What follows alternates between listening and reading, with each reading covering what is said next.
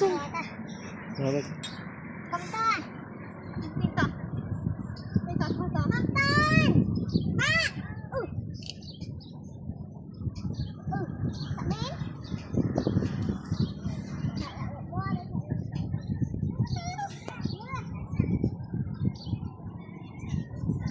Chắc đấy bên trong phần Hot lên sao bên cái đau nhá.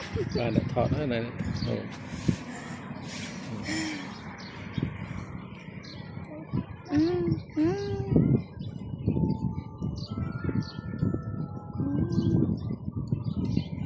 Apple ya.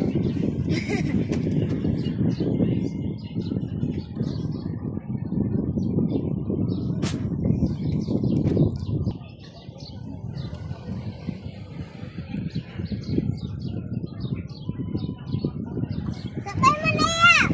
Melihat kan?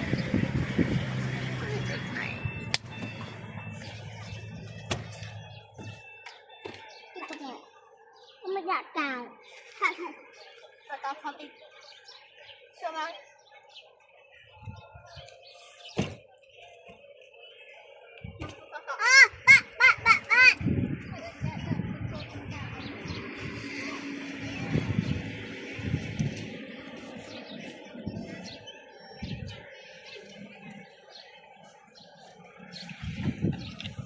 Các bạn thực hiện đó. Ong mờ mọt.